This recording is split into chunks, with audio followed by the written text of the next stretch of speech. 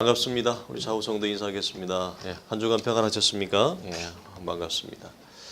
우리가 지난주에 강구한 대로 히브리서 4장까지를 이제 마치고 뒷부분은 언제 또 기회가 될 때 또 우리가 진행을 하도록 하고요.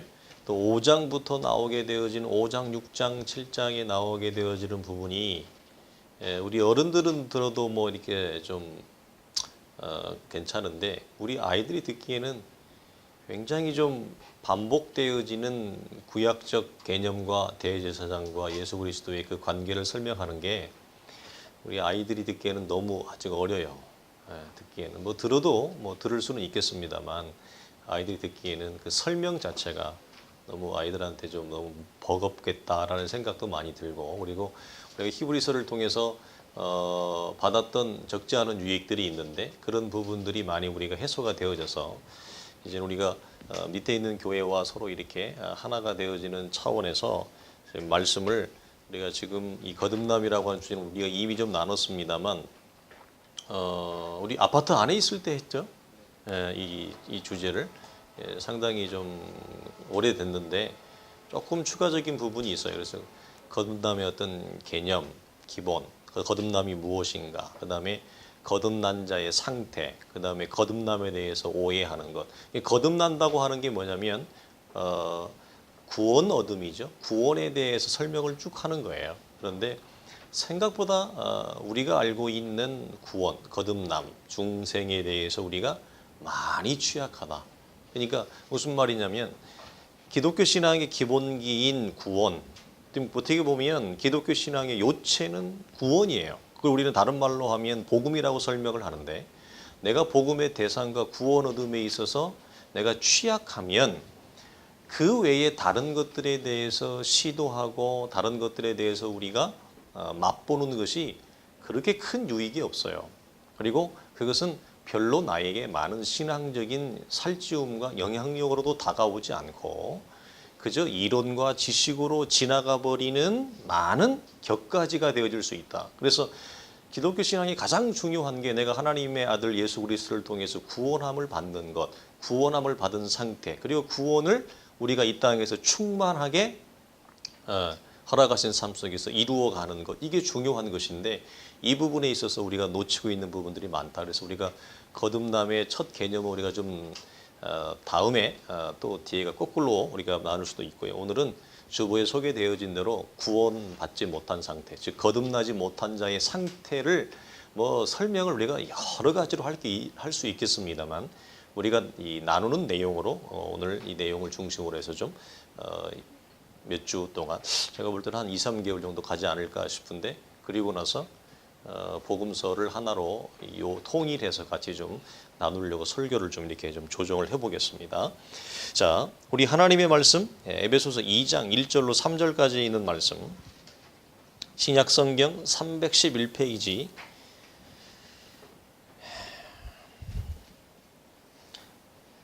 2장 1절로 3절까지 말씀 같이 읽겠습니다. 시작. 그는 허물과 죄로 죽었던 너희를 살리셨도다. 그때에 너희는 그 가운데서 행하여 이 세상 풍조를 따르고 공중의 권세 잡은 자를 따랐으니 곧 지금의 불순종의 아들들 가운데서 역사하는 영이라. 전에도 우리는 다 그 가운데서 우리 육체의 욕심을 따라 지내며 원하는 것을 하여 다른 이들과 같이 본질상 진노의 자녀이었다. 이런 얘기죠. 자, 거듭나지 못한, 그러니까 구원받지 못한 자의 상태에 대해서 설명이 이 성경이 우리에게 선언하는 대표적인 선언이 오늘 본문에 우리에게 소개되어져 있습니다. 무엇일까라고 하는 것이죠. 성경이 하나님을 알지 못하는 자의 상태, 그리고 하나님을 알지 못한다고 하는 것은 구원 밖에 있는 것입니다. 거듭나지 못하는 거예요. 그러니까 교회 안에 있을 수는 있어요. 그러니까 우리가 구분을 하죠. 성도와 종교인을 구분을 합니다. 물론 이 시대는 이 시대의 그 포스트 모더니즘이라고 하는 이 일반적인 사상 때문에 모든 종교를 통합해서 보죠. 기독교나 불교나 천주교나 무슬림이나 이런 힌두교나 세계 4대 종교와 그 외에, 그래서 4대 종교를 넘어가면 7대 종교까지 있어요. 그 외에는 뭐가 있냐면 그냥 이 나라마다 전통적으로 내려오는 샤머니즘적인 것, 무속신앙 이런 것들도 뭐 부족마다 뭐 셀 수 없이 많죠. 그런데 이 시대는 이 포스트 모더니즘이라고 하는 강력한 영향력 때문에 이 모든 종교, 기독교를 포함해서 모든 종교가 하나다 이렇게 얘기를 해요. 그리고 많은 그 세계 종교 평화주의자들, 휴머니스트들이 주장하는 게 뭐냐면 종교 일치를 하죠. 모든 종교는 일치 운동이다. 모든 종교는 일치인데 뭐가 일치냐? 세상의 평화와 화평과 다툼과 전쟁을 종식하고 뭐 조금 더 나가면 가난의 문제를 극복하고 뭐 인간의 정의와 공의를 세상에 실현하고 이런 아주 멋있는 이런 표어적인 용어들을 대의 명분으로 쭉 내세워서 우리가 매스컴이나 이런 것들을 보면 다 소개가 되어집니다. 굉장히 우리가 모든 사람들이 수긍할 만한 내용이죠. 받아들일 만한. 하나님을 믿든지 믿지 않든지, 그러니까 예수를 믿는 사람이든지 불교를 다니는 사람이든지 누구나, 아니면 무종교, 자기는 종교가 없다 그렇게 얘기하는 분도 있잖아요. 그런 분들이 할지라도 세상의 평의와 공평과 이 땅에 불공정함이 굉장히 많잖아요. 이 땅에 보이는 것 외에 보이지 않는 뒤편에서의 부패와 불공정이 굉장히 심하거든요. 우리가 잘 몰라서 그렇지. 굉장히 심한데 그걸 이제는 세계에 있는 모든 사람들이 어느 정도 일정한 지식을 가지고 있기 때문에 세상이 그렇다는 걸 알아요. 세상이 부정하고 부조리하고 불공평하고 평등하지 않다. 말은 평등하다고 얘기하지만 전혀 평등하지 않고 언페어한 거죠. 굉장히 많아요. 사실은 인종차별, 민족 간의 다툼, 전쟁, 가난, 빈부의 차이, 뭐 앞에서 뭐 대의를 얘기하고 정의를 얘기하지만 뒤에 가서 자기는 뭐죠? 그 대의와 정의에 완전히 반하는 삶과 정책과 정치적인 삶을 하는 사람들이 세상에 많습니다. 어젠가요? 제가 지나가다가 어떤 그 뭘 봤는데 그게 뭔 영화인지 바이스라고 하는 미국의 대통령은 프레지던트고 부통령은 바이스 프레지던트니까 그 바이스라는 영화가 나왔어요.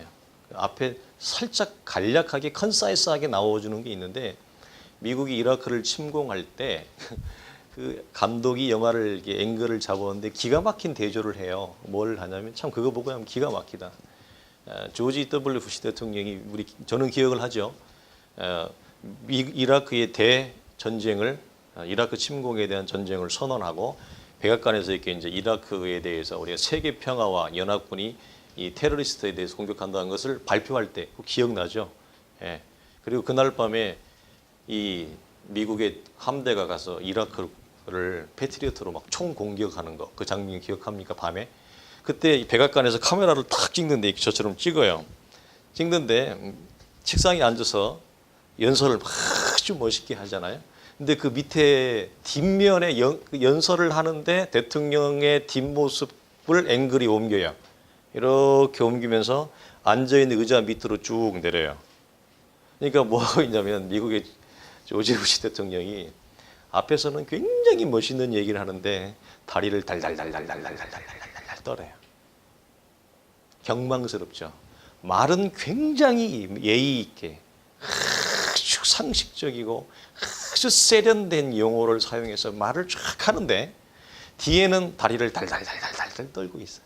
이 앵글을 딱 잡아요. 그러면서 미국의 함대가 이라크를 미사일로 우리 친구들은 진짜 총소리도 한 번 안 들어봤죠. 가짜 총소리 말고 아마 여기 진짜 총소리만 들어도 우리 친구들 어떤 애는 우는 애도 있을 거야. 엄청나게 커요. 총소리 하나도. 뭐 게임에서 따다당 이런 총소리가 아니에요. 엄청나게 큽니다. 제가 어떻게 하냐면 목사님이 어릴 때 살았던 동네가 옆에가 산이 있었잖아요. 우리 살던 동네는 공수부대 5.18 광주 항쟁에 침투시켰던 7공수 여단이 가까운 데 있었어요. 그래가지고 맨날 공수 낙하훈련을 우리 집 위에서 했었어. 나는 목사님 어릴 때 낙하산 떨어지니까 나는 가까운 장을 뛰어갔다가 20분을 뛰어가다 못 잡아서 바보가 돼가지고 옆에는 뭐가 있었냐면 군부대 사격장이 있었어. 수류탄 소리, 총소리를 다 들었어. M16 총소리부터 시작해가지고 소리가 어마어마하게 커요. 폭탄 터지잖아. 소리가 뭐 이런 영화에서 보는 것 같은 그런 낭만적인 거 하나 어마어마한 함대가 미사일을 쏘는 거야. 그러니까 그날 밤에 이라크가 불바다가 됐어요. 그렇죠? 여러분은 기억 못하죠. 그러니까 폭격이 되니까 아버지가 자기 애들을 데리고 아내와 애들을 데리고 살리려고 큰 식탁 밑에 들어가가지고 이렇게 끼안고 있는 거야. 이 두 가지를 감독이 앵글 오버랩 하는 거야. 한 사람은 세계 최고의 권력자인 대통령이 연설을 하면서 다리를 덜덜덜덜 떨어. 굉장히 언밸런스하죠. 경망스럽죠. 앞에서는 뭐 하고 있다? 아주 명분 있게 얘기하지만 뒤에서는 다리를 떠는 모습. 근데 또 하나 앵글은 뭔지 아세요? 폭격을 받고 있는 이라크의 한 가정집에 아버지가 식탁 밑에서 아내와 자기의 딸과 아들을 껴안고 죽을까 봐 두려움에 떨어서 다리를 덜덜덜 들고 있는 거예요. 여러분 살면서 그 정도로의 이 몸이 사시나무 떨듯이 자지러진 경험이 있는지 모르겠습니다만 저는 그 두 개를 짤막하게 보여주면서 참 많은 생각이 돼요. 많은 생각이. 예? 여러분 모든 사람들이 종교가 있든지 하나님을 믿든지 안 믿든지 뭐 각자의 종교가 있든지 믿지 않든지 세상이 이렇다는 것 불공평하고 부조화하다는 걸 알아요.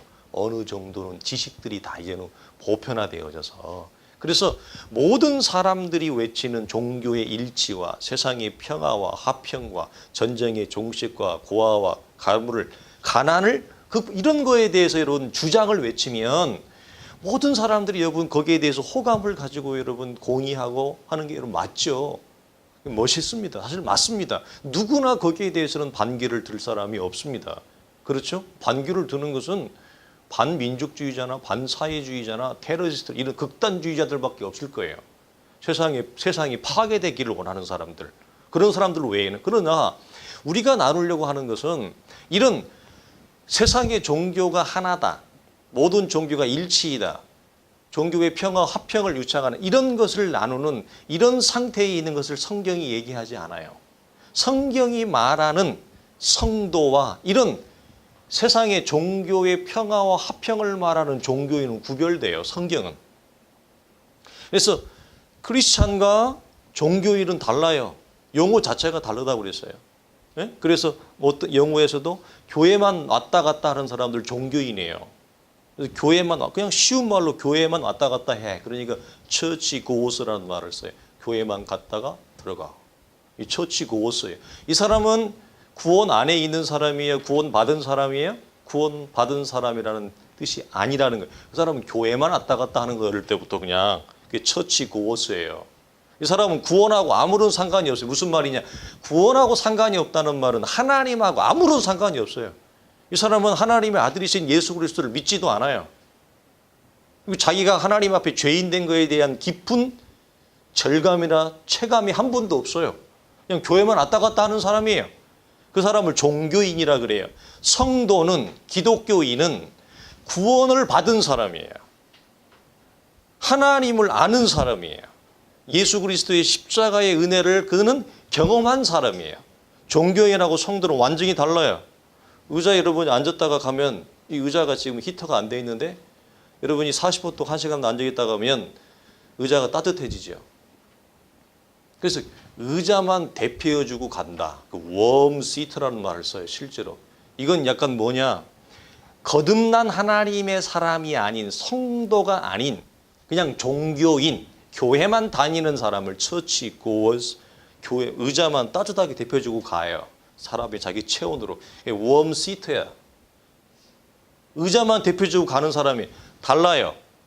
종교인과 성도는 크리스찬은 다라고 하는 거예요. 그래서 우리가 나누려고 하는 주제는 뭐예요? 내가 종교인이 아니고 성경은 우리가 하나님의 거룩한 자녀이고 백성이고 하나님이 누구신지 예수 그리스도가 누구신지 성령님이 누구신지를 분명하게 나는 뭐죠?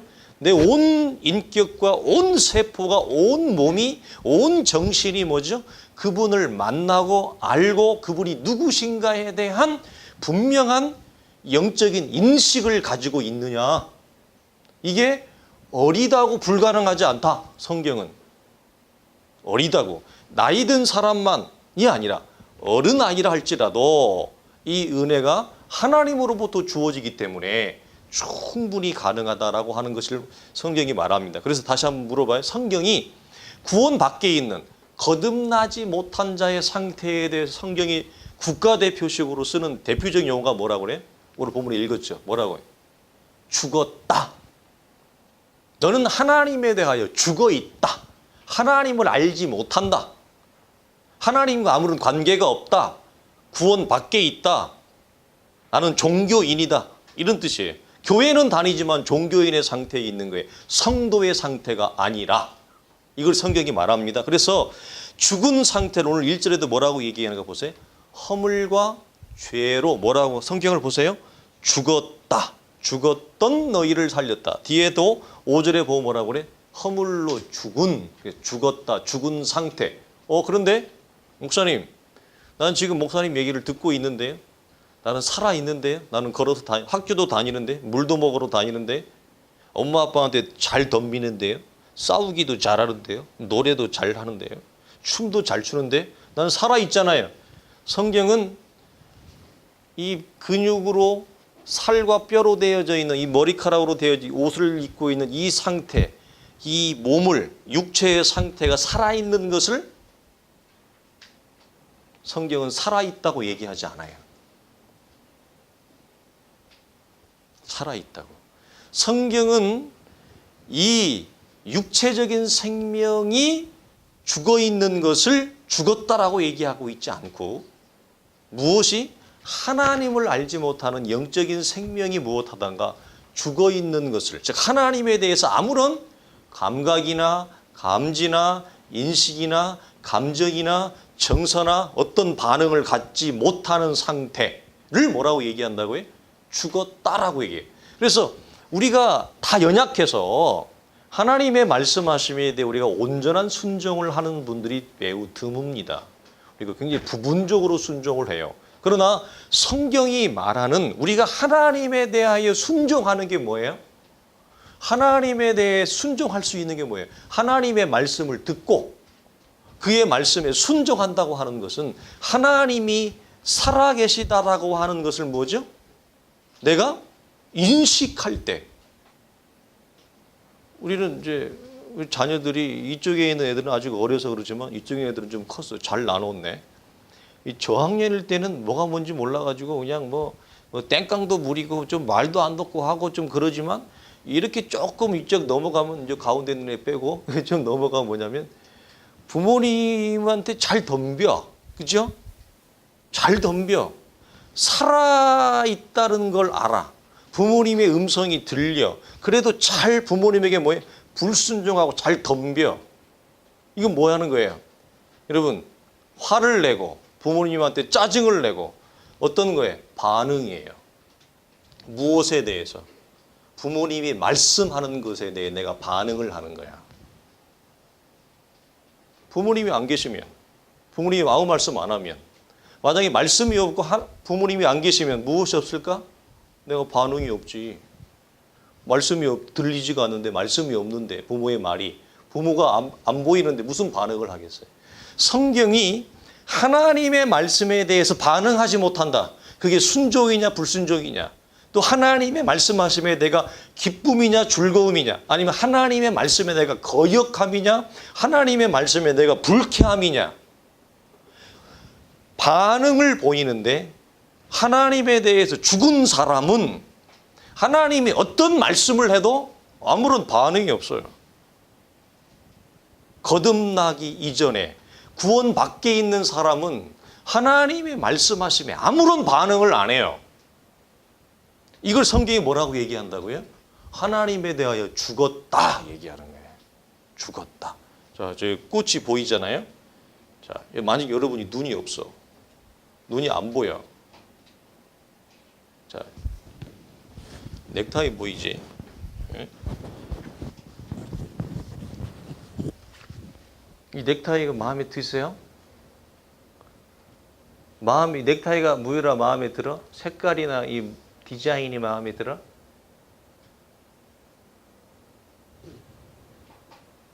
서리는? 고민하지 말고 내가 오늘 잘못 입어. 나도 마음에 안 들어. 별로 안 좋아. 넥타이가 별로 멋이 없잖아. 근데 별로 멋이 없는데 그냥 차는 거야. 자, 그렇대. 자, 만약에 우리가 이게 멋이 있는지 스타일이 좋은지 우리가 어떻게 반응을 해요? 얘 때문에. 얘 눈 때문에. 자, 눈을 감아봐. 근데 이미 내가 보여줘서 이미 여러분은 기억을 하고 있어. 만약에 우리가 여러분 눈이 없으면 얘에 대해서 이쁘다, 스타일이 좋다. 너희들 말대로 스타일이 구리다. 넥타이가 구려. 이런 반응이 나올까 안 나올까? 없어요. 왜? 안 보이니까. 안 보이면 예스나 노나 좋다 나쁘다의 반응을 할 수 있을까요? 없을까요? 없어요. 그렇죠? 성경이 하는 얘기는 하나님에 대하여 죽었다라는 말은 우리가 하나님을 보지 못하면, 하나님을 인식하지 못하면 하나님이 어떤 분이라고 하는 거에서 반응을 할까 못할까? 반응이 없어요. 자, 여러분, 이 반응이 없으면 그 반응 없음이 우리에게 무엇으로 나타날까? 안 보여? 안 들려? 성경은 대표적으로 눈과 귀를 얘기해요. 사람이 어떤 정보를 받아들일 때 대부분의 정보는 눈과 귀야. 얘보다도. 개코가 좀 있어요. 후각이 발달된 사람들이 있는데 코보다 개코가 아닌 사람은 대부분 눈과 귀로 대부분의 정보를 받아들여요. 그리고 머리가 그것을 인식을 해. 정보를. 그래서 온몸으로 명령을 내려. 예를 들어서 어떤 말이 나오면 눈과 귀가 듣고 정보를 수집해서 내가 그것을 오케이, 내 걸로 받아들인다. No, 싫다. 이걸 정보를 받아들이느냐, 정보를 거절하느냐. 이거야. 자, 그런데 우리가 만약에 눈과 귀가 여러분 죽어 있어요. 없어요. 그럼 어떻게 돼? 아무런 정보를 받아들이지를 못해. 이걸 뭐라고? 하나님에 대해 죽었다. 그럼 이 죽은 상태에 있는 사람은 어떠한 것으로 나타나느냐? 하나님에 대해서 아무런 관심이 없어요. 무관심. 관심이 없어요.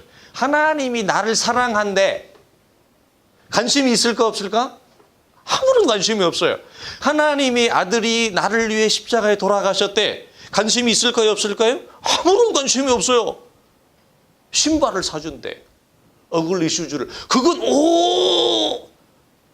나를 에버랜드 데려가는데 롯데월드 데려갔는데 제주도 데려가서 아쿠아월드 데려가 그건 뭐 그냥 눈이 튀어나올 정도로 막 이러지. 그런데 하나님이 나를 사랑했대. 어떻게 사랑했는데? 아들이 나를 위해 돌아가셨대. 성령님이 오셨대. 이런 거에 관심이 있을까 없을까? 아무런 관심이 없어요. 왜? 만나본 적이 없거든. 하나님의 말씀을 들어본 적이 없거든. 만나본 적이 없다는 건 이게 뭐예요? 눈으로 본 적이 없거든.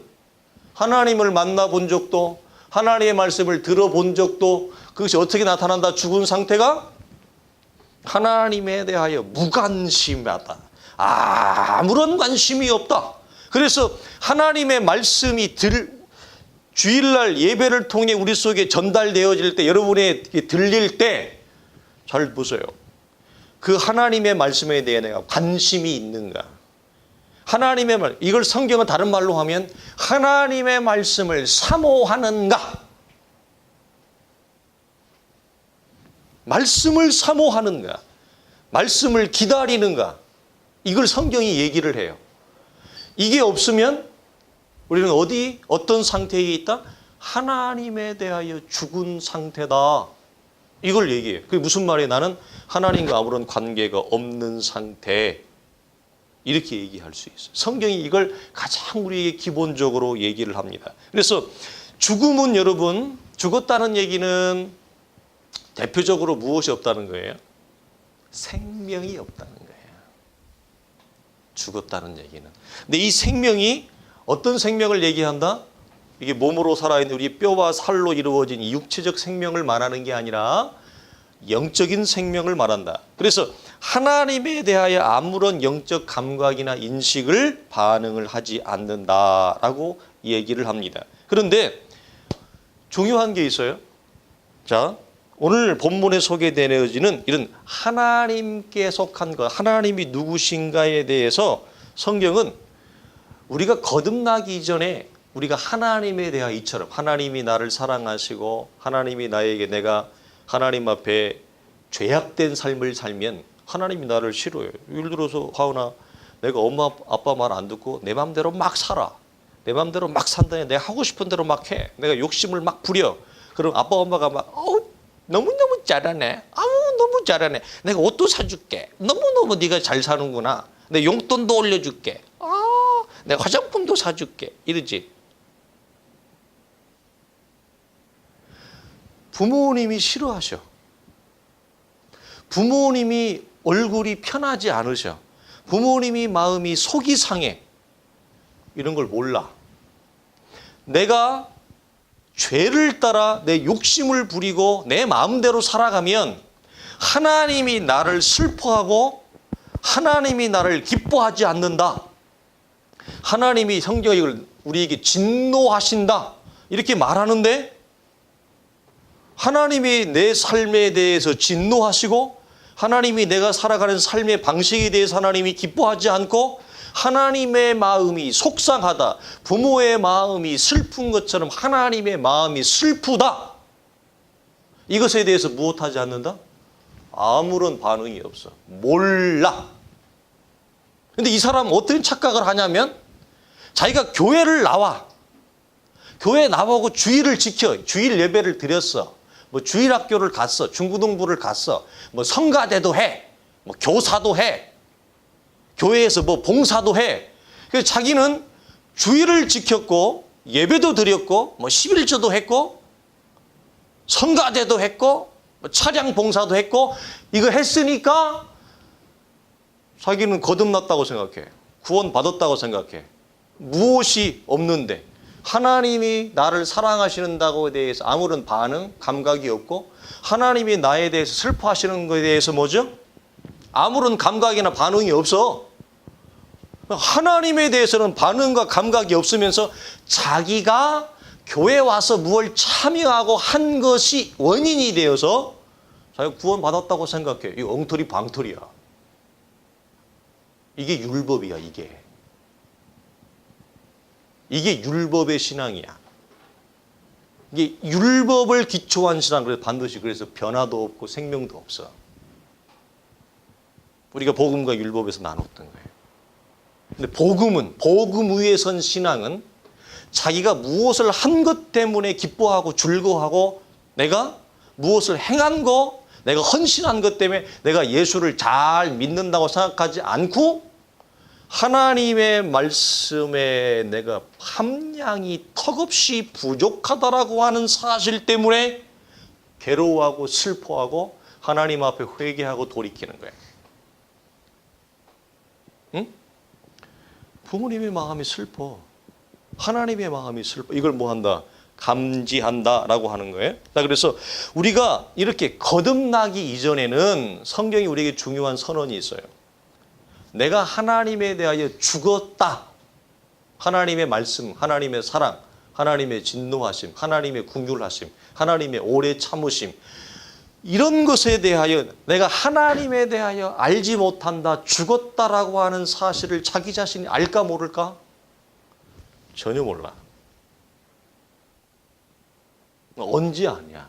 구원 받은 다음에 알아. 내가 심각한 죄인이었구나. 사도 바울이 내가 죄인 중에 괴수였다.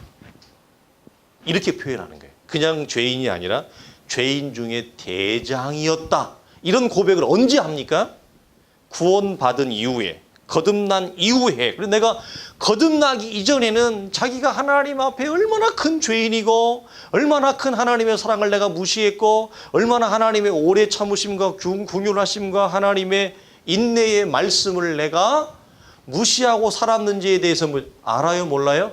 전혀 모르더라. 그래서 사람이 자기가 죄인인지를 모르고 살아. 그걸 언제 안다고요? 거듭난 이후에 성경은 안다라고 하는 거예요. 자, 이 하나님의 우리를 살리시는 것은 하나님의 사랑으로 성경이 연결을 해요. 그래서 이 하나님의 사랑의 정점은 뭐냐라고 할 때 하나님이 죄와 허물로 말미암아 이렇게 하나님에 대해서 알지 못하고 죽어 있는 우리를 뭐 하시는 거예요? 다시 살리시는 것. 이게 성경이 하나님의 사랑이라고 얘기를 합니다. 그래서 오늘 1절에도 보니까 허물과 죄로 죽었던 너희를 뭐 했다고 얘기하냐면 살리셨도다 이렇게 얘기합니다. 4절 5절 보면 자, 긍휼이 풍성하신 하나님이 우리를 사랑하신 그 큰 사랑을 인하여 허물로 죽은 우리를 그리스도와 함께 살리셨고 이렇게 얘기합니다. 그래서 내가 하나님의 은혜로 하나님의 사랑으로 내가 거듭나고 내가 구원을 받고 내가 하나님이 나를 살려낸 이후에야 내가 무엇이었던 상태를 안다고요? 죄와 허물로 말미암아 하나님에 대해서 아무런 관심도 반응도 감각도 없는 하나님의 생명이 없었던 내가 죽었던 인생이었구나, 죽었던 사람이었구나를 언제 안다고요? 하나님의 그 크신 사랑으로 나를 살려낸 이후에나 안다 이렇게 성경이 얘기합니다. 그래서 우리가 거듭나기 이전에 구원 밖에 있을 때는 나를 살리신 하나님의 사랑에 대해서 뭐죠? 아무런 반응과 관심을 갖지 않는다. 왜냐하면 우리 자신이 죽었던 사실을 모르기 때문에 내 자신이 뭐죠? 하나님의 사랑 때문에 내가 살아난 사실, 구원을 받은 사실을 뭐죠? 전혀 알지 못합니다. 우리가 여기서 발견하는 이 영적인 진리는 뭐냐면 자신이 죄로 말미암아 죽었다라고 하는 사실, 이 사실을 얼만큼 깊이 있게 영적으로 인식하고 아느냐의 차이는 우리가 하나님의 사랑을 아는 크기에 지대한 영향을 미쳐요. 그러니까 우리가 제일 어려운 게 뭐냐면 하나님을 사랑하는 거예요. 우리가 사람과의 관계에서 제일 어려운 게 뭐예요? 사람을 사랑하는 거예요. 사람을 사랑하는 거. 사람이 제일 어려운 건 나를 적대하는 사람, 나에 대해서 뭐죠? 좋게 반응하지 않는 사람을 사랑하는 거예요. 자, 우리가 부모님을 사랑하는 게 쉬울까요? 어려울까요? 어려워요. 엄마니까 사랑하는 게 쉬운 거 아니에요. 엄마니까 그냥 무조건 사랑의 대상이 될까요? 안 돼요. 아빠니까 무조건 사랑의 대상이 될까요? 안 돼요. 자, 동생이니까 내가 언니고 누나고 형이에요. 내가 언니고 누나고 형이니까 동생을 사랑하는 게 여러분 당연하죠? 그 쉬워요? 사람은 한 가족도 사랑하기가 굉장히 어려워요. 우리가 이 부분 지난주에도 나누었어요. 그래서 사람이 눈에 보이는 가족 관계에서 친구 관계에서도 사랑이 이렇게 어려워요. 그런데 우리가 멀리 계시다고 우리가 여기 사실 하나님이 멀리 계시지 않지만 우리와 가까이 계시지만 우리와 하나로 계시지만 우리가 가진 연약함 때문에 하나님이 우리와 함께 한다는 사실에 대한 범주가 인식이 너무 우리가 연약해서 하나님이 멀리 있다고 생각하죠. 저 멀리 그렇지 않아요. 그런데 우리의 표현대로 눈에 보이지 아니하는 그 하나님을 사랑하는 게 여러분 얼마나 어려워요. 근데 이 하나님을 사랑할 수 있는 키가 어디 있냐면 나를 죄로 말미암아 죽어 있는 나를 아들이신 예수 그리스도의 십자가의 은혜를 통해서 나를 살려냈다라고 내가 살아난 이 인식과 감격이 나에게 얼마나 크게 내 안에 자리 잡고 있느냐. 내가 예수 믿고 구원받은 사실이 얼마나 내 안에 깊게 크게 넓게 높게 내 안에 굳건하게 자리 잡고 있느냐가 어디에 영향을 미친다고요? 하나님을 사랑하는 것에 반드시 영향을 미쳐요. 그래서 이게 뭐 구원 받았습니까? 라고 물을 때 뭐 그런 질문을 가급적 안 하는 게 좋습니다만 뭐 하는 것도 우습고 대답하는 것도 우스워요. 대답하는 것도. 예. 옛날에는 그게 좋은 질문인지 아는데 그게 좋은 질문이 아니야. 예? 자, 내가 만약 대답을 했어요. 구원을 받았다고 얘기를 했어요. 여러분, 구원을 받았다고 얘기한 이 사실이 우리가 하나님을 사랑함에 있어서 여러분 얼마나 영향을 미쳐요? 대부분 영향을 못 미쳐요. 하나님을 사랑하지 못하는 우리의 연약함의 원인이 어디 있어요? 뿌리가 어디 있어요? 우리가 하나님을 사랑하지 못하는 뿌리가 어디 있냐면 내가 하나님으로 인하여 살아난 사실이 내가 굉장히 연약한 거예요. 그게 별로 내 안에 생명 얻음에 대한 감격과 기쁨과 즐거움과 감탄이 없어요. 뭐 하나님이 나를 살리셨나 보지 뭐. 십자가에서 돌아가셨대 예수님이. 근데 믿기만 한다고 고백하면 구원을 받는데 뭐 이런 식인 거죠. 이런 식의 신앙 고백을 물어보고 답하는 건 의미가 없다. 그런 식으로 답을 해도 그 사람이 하나님을 사랑하는 데 있어서 영향을 가져요, 못 가져요? 아무런 영향을 못 가져요. 그러면 하나님을 사랑하는 데 영향을 못 가지면 무엇에도 하나님의 말씀하심에 대해서도 영향이 나타나지 않아요. 하나님이 나의 삶의 방식에 대해서 즐거워하지 않는다. 이거 아무런 영향이 없어요. 그냥 교회만 다니고 자기는 자기 그냥 살아왔던 방식대로 살아왔던 습관대로 그냥 사는 거예요. 믿음으로 사는 게 아니라 자기가 살아왔던 방식대로 그냥 사는 거예요. 이 저희 집 아파트에 새로운 세대기 들어온 지 몇 개월 됐는데 참 애 하나를 키웠는데 보니까 나이가 많이 됐어야 뭐 한 30 이쪽 저쪽 됐을 것 같아. 30 이쪽 저쪽. 근데 오늘도 참 이 세대기 살아가는 방식은 아침에 이게 보면 아파트가 참 재미있는 게 원하지 않아도 위에 사람이 살아가는 방식을 다 알아. 다 들리니까. 근데 이 세대는 정확하게 아침 8시 45분에서 9시 적어도 5분 사이에 반드시 청소기를 돌려. 단 하루도 빼먹은 날이 없어. 그 심지어 일요일은 우리가 좀 쉬고 싶잖아요. 그렇잖아요? 늘 했던 방식이 자기가 살아가던 방식이 있어도 일요일은 좀 푹 좀 쉬고 싶잖아. 아무것도 안 하고 뭐 설거지가 뭐 2층, 3층이 됐든지 뭐 100층이 됐든 간에 놔두고 방이 뭐 그냥 모래가 아니라 그냥 모래 사장이 되어도 그냥 내버려 두고 싶고 막 그렇잖아. 우리가 일요일은 좀 쉬고 싶잖아. 주일은. 참. 오늘도 돌리는 거야. 심지어 주일날에도 내가 속으로 참 대단한 사람이다.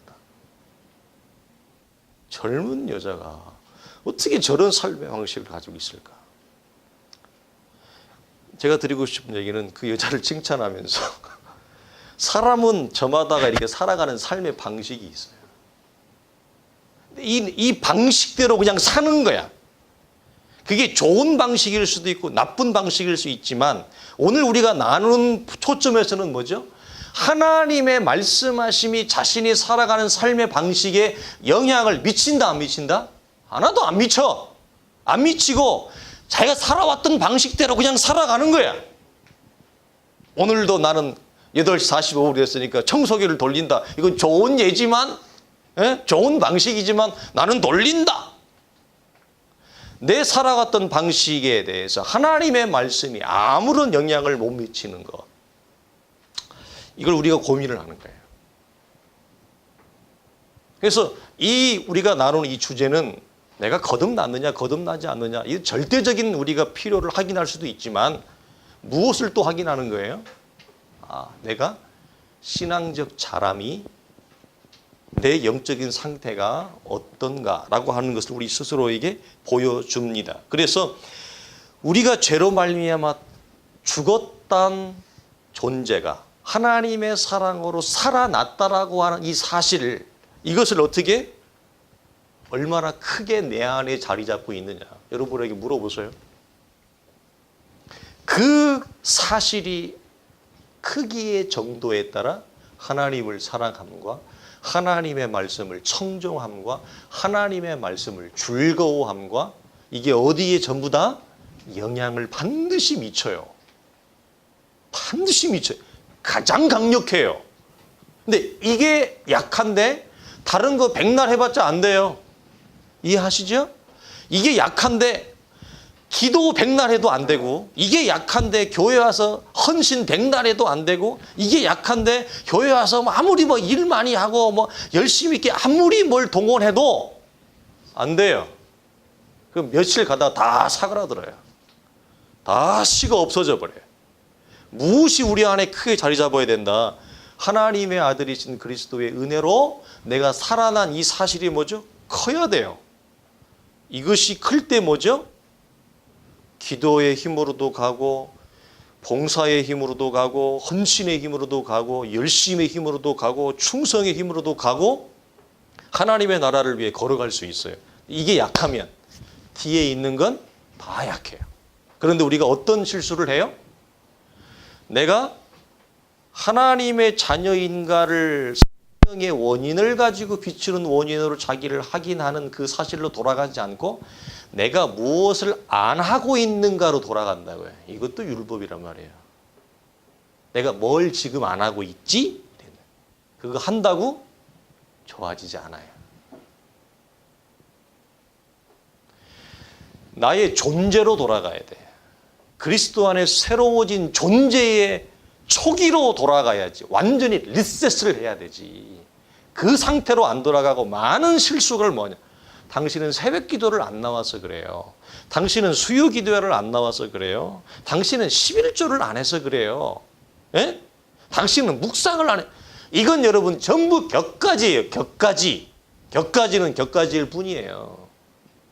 여러분 나무 타고 올라갈 때, 저 어릴 때 시골에 자라면서 나무를 많이 했는데, 나무 타고 올라갈 때 있잖아요. 얇은 격가지 잡으면 어떻게 되는지 아세요? 그냥 떨어져요. 절대 못 올라가요.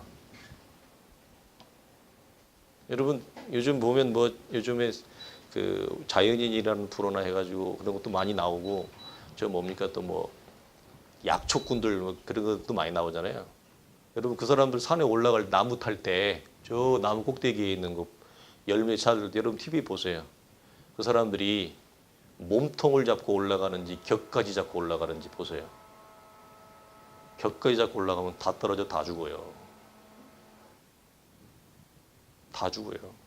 다 떨어져요. 몸 아무리 가볍고 아무리 잘 타도 다 떨어지게 돼 있어요.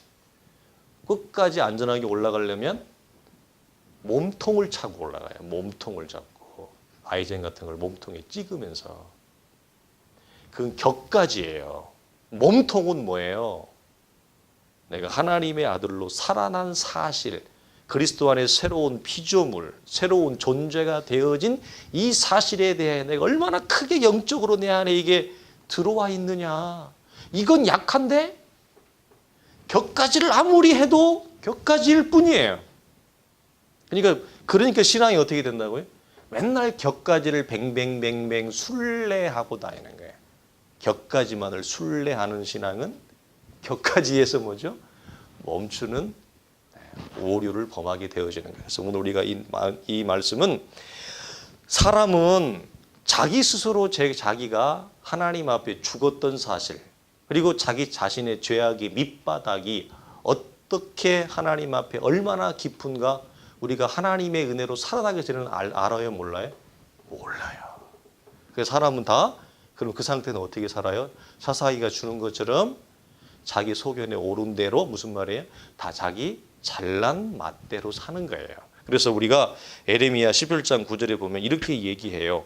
만물보다 거짓되고 심히 부패한 것은 마음이라 누가 능히 이를 알리요? 시편 19편 12절 자기 허물을 능히 깨달을 자 누구리요?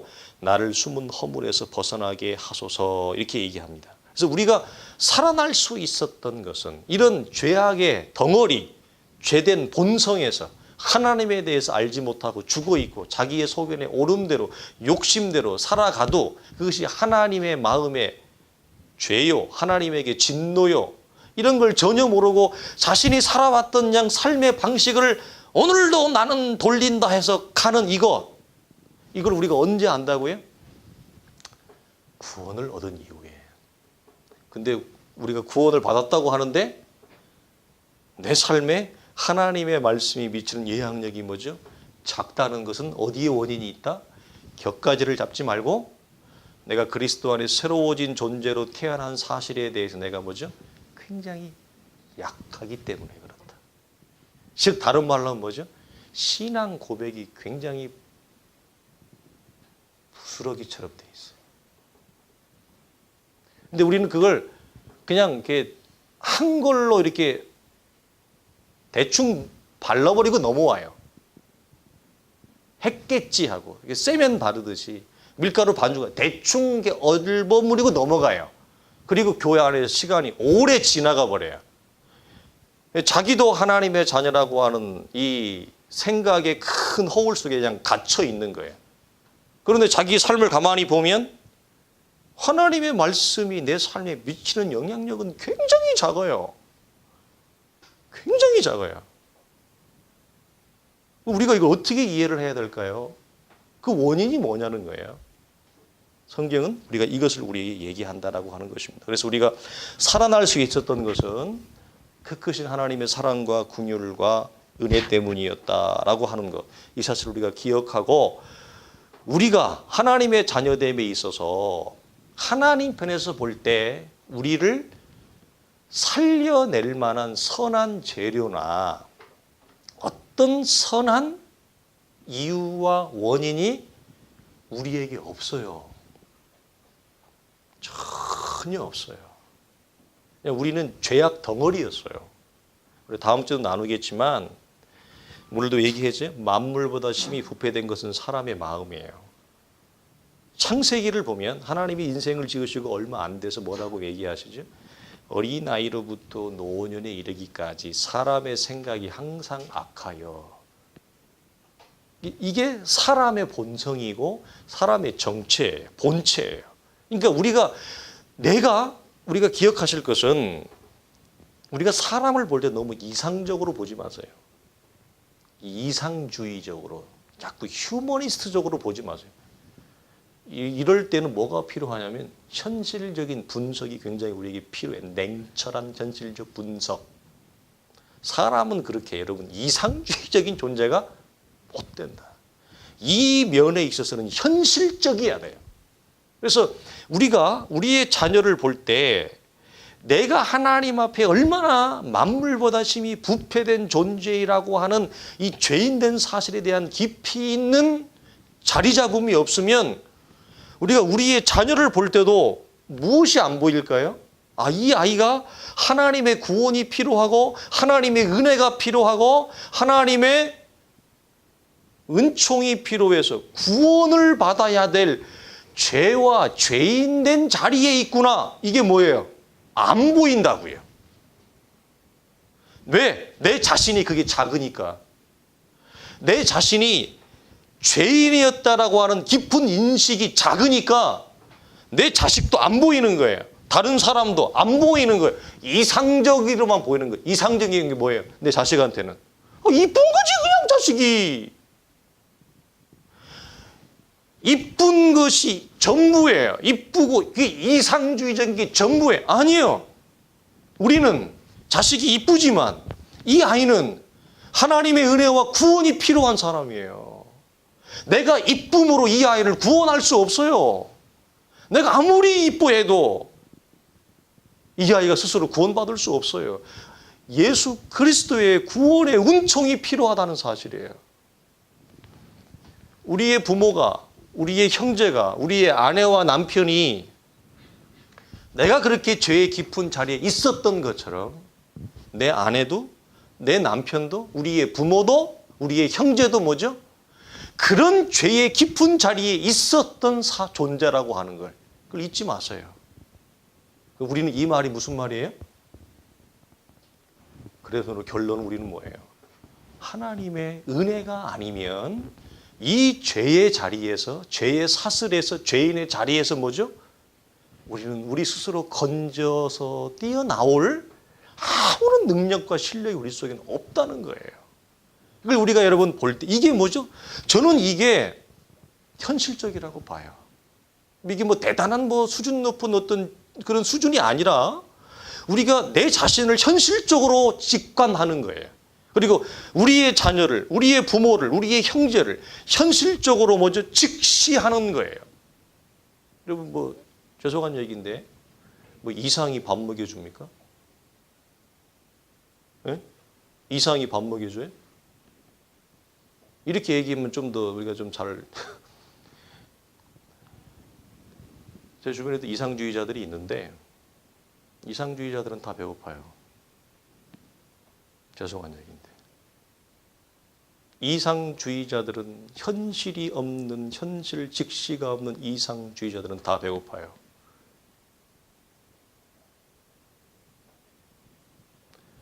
신앙도 마찬가지예요.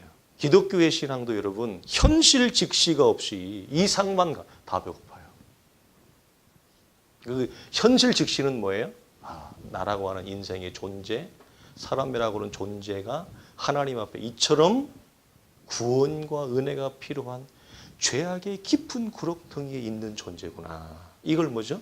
우리가 현실적으로 깊이 있게 인식할 때 이 인식이 하나님을 사랑하고 하나님의 나라를 위한 성도됨의 강력한 영향력으로 뭐죠? 이게 가져온다는 거예요. 그러니까 이 인식이 작으면 사실 우리는 좀 건강하게 예수 믿기는 힘들어요. 제가 분명히 예언할 수 있어요. 올라갔다 내려갔다. 이거 여러분 맨날 반복합니다.